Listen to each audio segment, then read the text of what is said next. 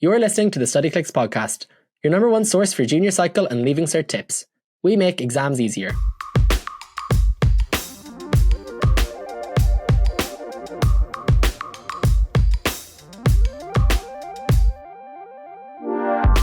Hello and welcome to the Studyclix Podcast. I'm Luke. I'm Andy. I'm Erin. And we're all members of the Studyclix social media team and also, of course, the podcast team. And today we are kind of doing a follow-up to our most recent podcast about preparing in the last couple of weeks before your exams. But this one kind of focuses more on the weeks of your exams and like kind of how to deal with the stress and panic and worry that come with that kind of week of exams and the night before. I suppose I'll start by turning it on you guys because you did the Leaving Cert most recently.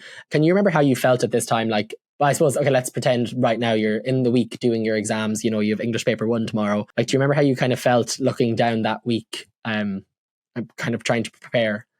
Very scared.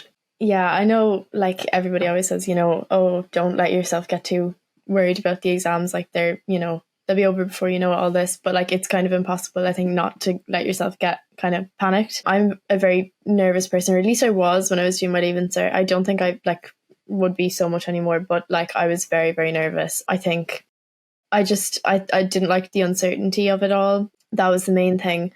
So I think leading up to the first few exams, I was just like, oh my god, what's this going to be like? Had no idea. I was absolutely terrified.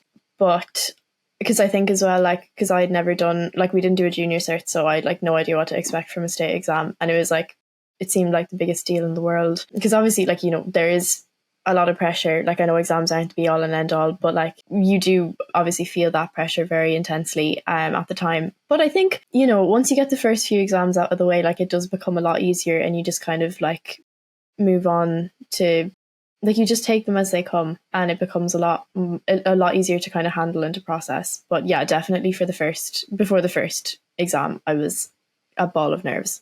Were you the same, Andy, or were you cool as a breeze? Yeah, I was kind of just relieved that it was starting. I was like, thank God I can get this over. I agree with Erin. I think there's something really nice about every time you come out of an exam and you've done one, and everyone's in the same boat. There's actually adrenaline or something, when you come off stage. It's crazy because you're all on a high because you've done one, and you're all asking, oh, what'd you get for this question? And then you're kind of having a laugh about it. So once you get into it, I actually think, I'm not going to say I enjoyed the Leaving Cert, because I didn't. But there were aspects of it where I kind of go, I kind of look back on it with a little bit of fond memories, which is probably kind of crazy, but not the actual writing of it, but everything around it. And I think I was looking at the timetable earlier, and obviously they start on a Wednesday, Thursday, Friday, and then when you come back, you've got those Monday and Tuesday, which are horrific. It's Irish and maths on the same day. But once those 5 days are out of the way, you actually very much that's the most intense part of it, the biggest chunk of it. Then you're kind of done, and then it's you literally have actually quite a lot of time, depending on what you're studying, what subjects you do. You have quite a lot of time to study in between things. A lot of people forget that. You have a lot of days where you can study, and you can actually take. I didn't.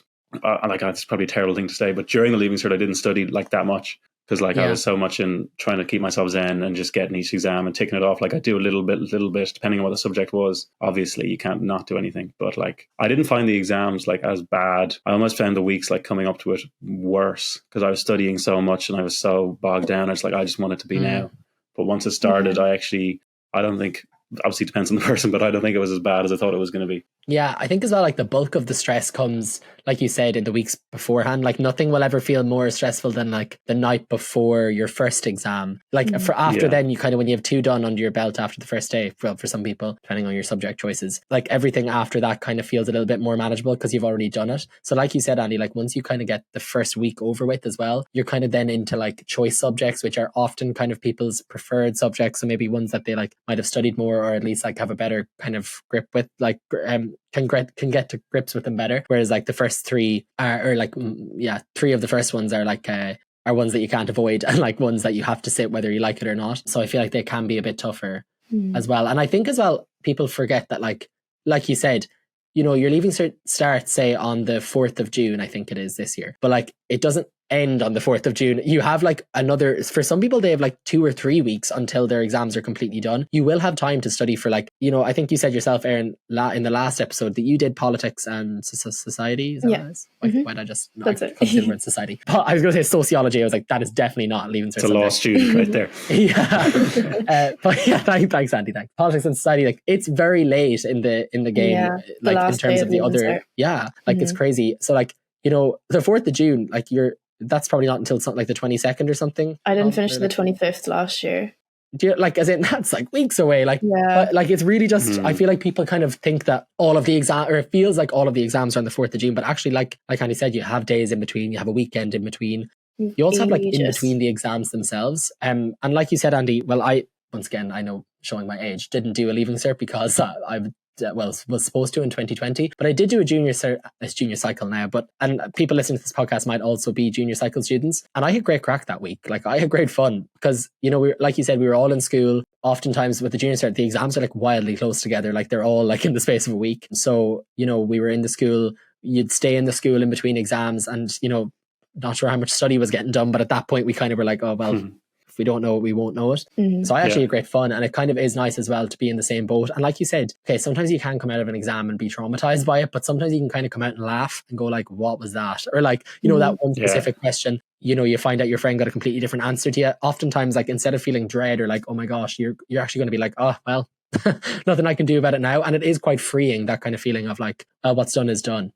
Yeah. Yeah, definitely. I think as well, like you said, the main emotion was like for you was like just relief that it was going to be over soon. So I don't know, I feel like that's a huge thing. Did you kind of find that you were kind of running on empty by the time you got to the actual Wednesday that English paper 1 was on?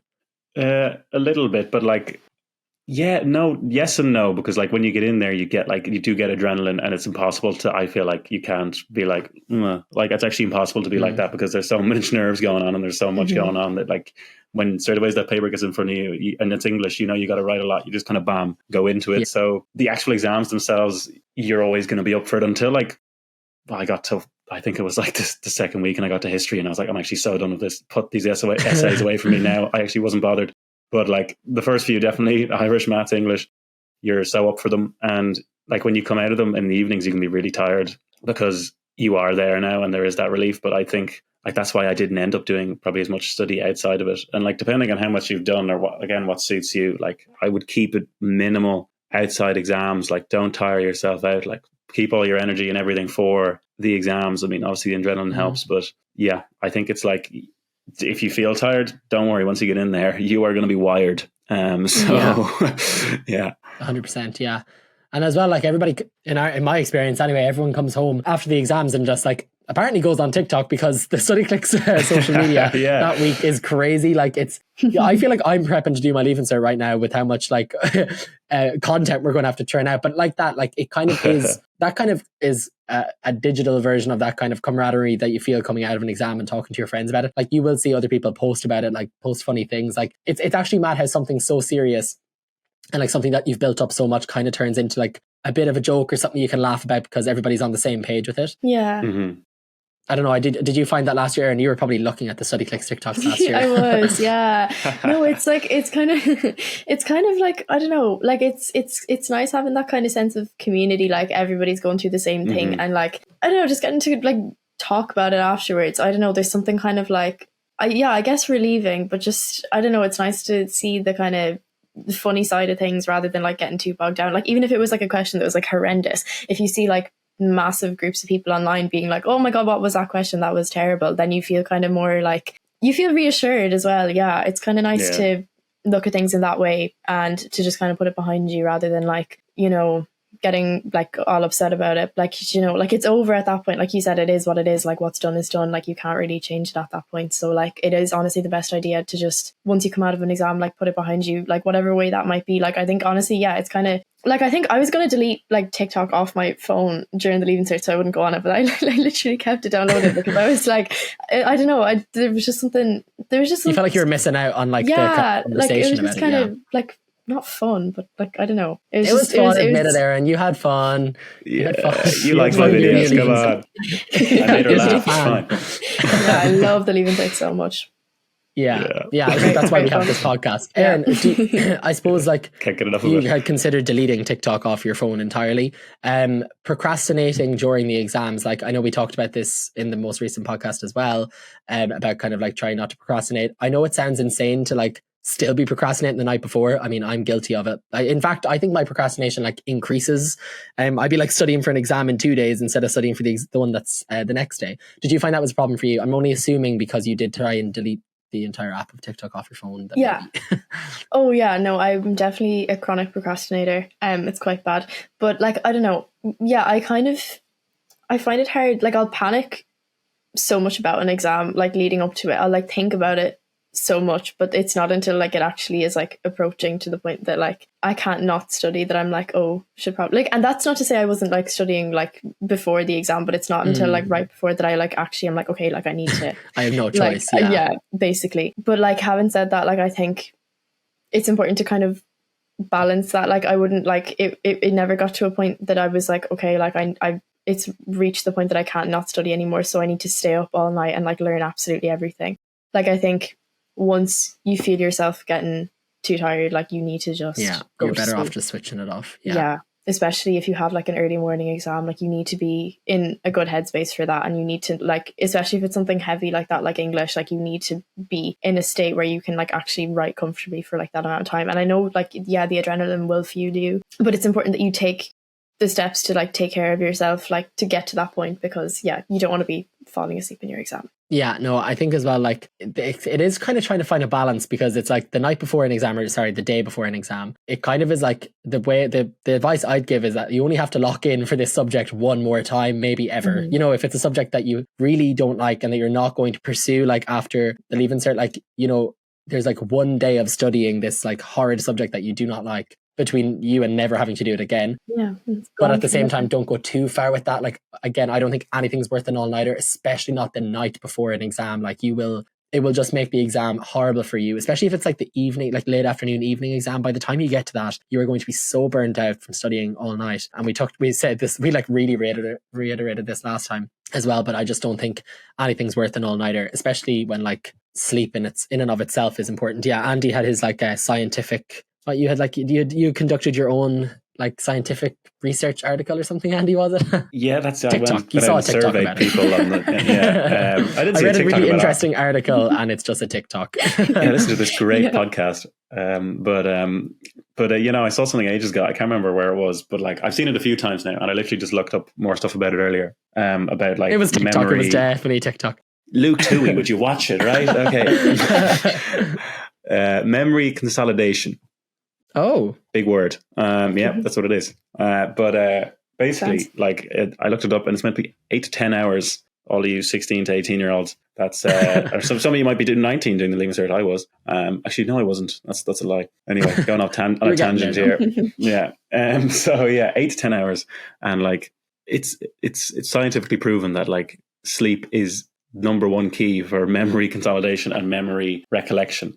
So if you like were to pull an all-nighter, as we say, if you're studying for like 6 hours and you only get like 4 hours sleep, at least like 3/4 of that is going to be gone. So there's almost no point in doing that. And you're better off doing like 2 hours than sleeping for 8 hours, and you have all 2 hours of that perfectly in your brain. Like, and not being on your phone, obviously that's easier said than done before you go to bed. Like I find reading a book is the best thing ever for like, just for 10 minutes, or reading something. It doesn't have to be a book.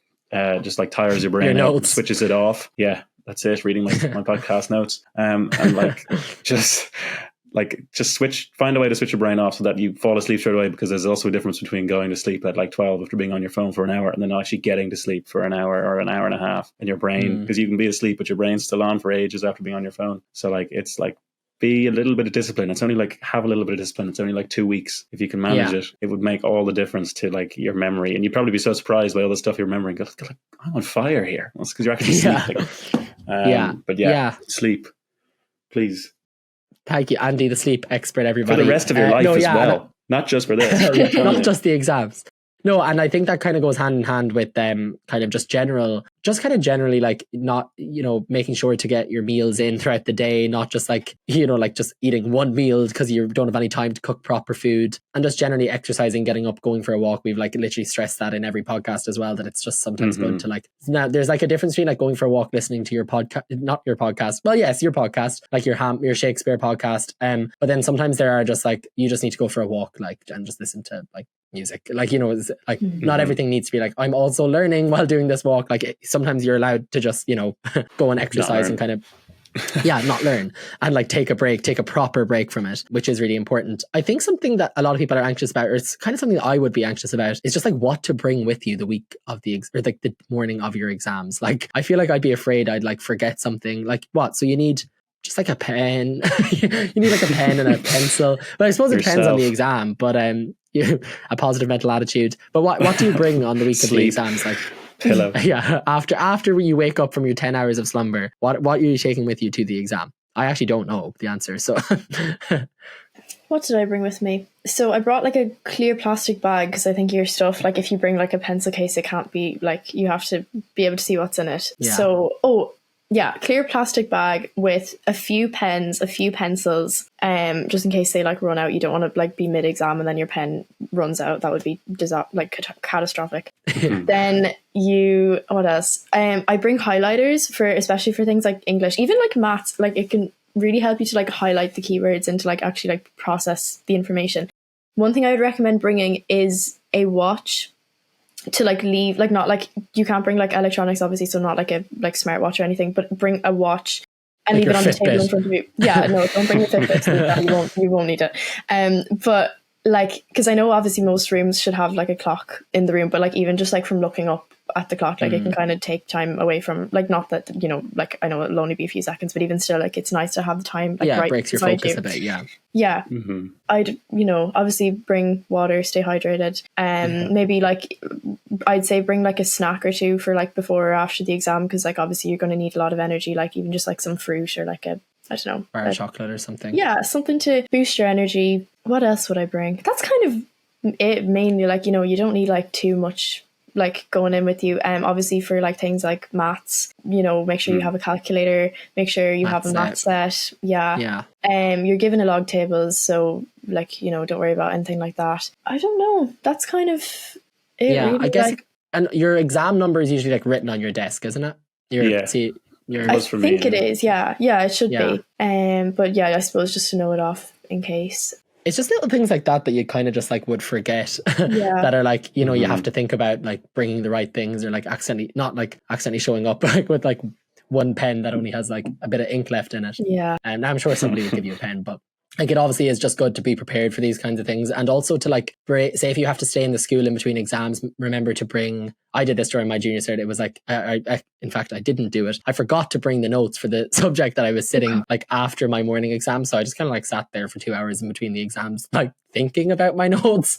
But it's like important to bring your notes that you're going to be looking at in between an exam if you're staying around in the school. I know a lot of people do just stay in the school to study. But also like, I know a lot of people as well, you'll see this in college too. You see it forevermore. Will be people like cram reading notes like outside the exam hall, or like on the bus, or like on their walk in. I find that doesn't help me at all. I don't know about you guys, but like I just, anything I read like 5 seconds before going into an exam just like falls out of my head instantly. I don't even know if you're allowed to bring like the material close to the exam hall, or what the rule is on that. But I don't know if that's something beneficial for you, like when like you read it, and you walk in and that question is on your test, then I mean you've won that one. But I don't know, I just find it's not beneficial to me anyway. But just make sure to kind of bring the right materials for whatever subject you're sitting that day anyway. And like, I suppose that kind of brings me on to when you open up the paper and the kind of initial panic you feel if you don't see, we did touch on this as well, but kind of the initial panic you get when you don't see a question that you've prepared for that you really want. I suppose, how do you kind of, did that happen to either of you? Or like, did a question kind of get asked in a weird way that you weren't expecting? And how did you kind of like not let that affect your performance in the rest of the paper?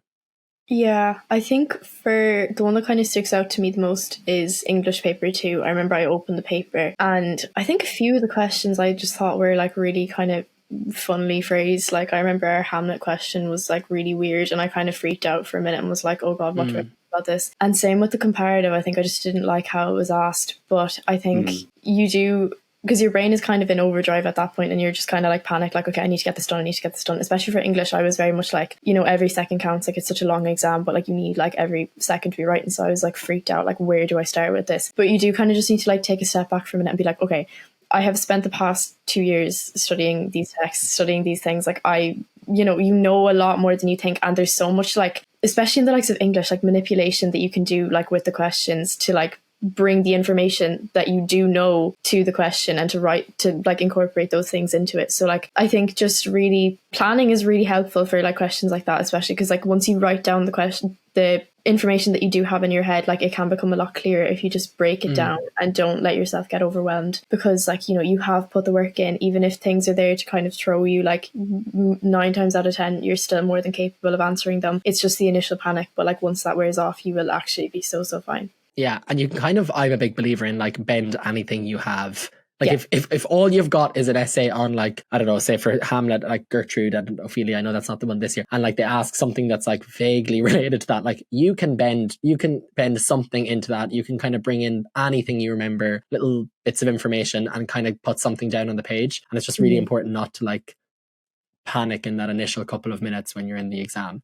Yeah. I feel like that's what we've been saying this entire podcast, just don't panic before, after, or during the exams. And I suppose like the kind of most important pieces of information to take from this would be just to like look after yourself, like your own mental well-being as well. It'll take a mental toll on you as well. Like exams are tough and incredibly tiring. Like you're exhausted after an exam, so kind of take that into account. And that's when you should listen to our sleep expert Andy, who recommends 8 to 10 hours of sleep. So just kind of just the general stuff that you think you should do to look after yourself. Just it matters so much more around exam time. I mean, it should always matter, but it matters a lot around exam time. And then in terms of like the actual content of the exams, like we've said in previous podcasts where we've talked about studying, you'd be amazed at what you know and what you remember when you actually try and put it down. So don't just be panicked or thrown off by a question that's like kind of stumped you. But yeah, I guess like this is probably the last podcast you'll listen to from us before your exams start. We hope that we've been of some help, which is kind of scary to say out loud. We hope that we've been of some help. And like that, sharing our own experiences and our own bits of advice. Like we say, none of us are complete experts, but our own bits of experience and advice hopefully have helped in some way. And best of luck in the exams. I don't know, guys, if you want to say the same. Yeah, absolutely. Best of luck, everybody. Hope it goes well. Yeah. Well, you've listened to this podcast, so it means that you're going to pass your exams. That's how it works. Enjoy all the TikToks right now that we'll be putting out for you. If you watch all of our TikToks and listen to our podcast, like you're gonna pass. Guaranteed 65.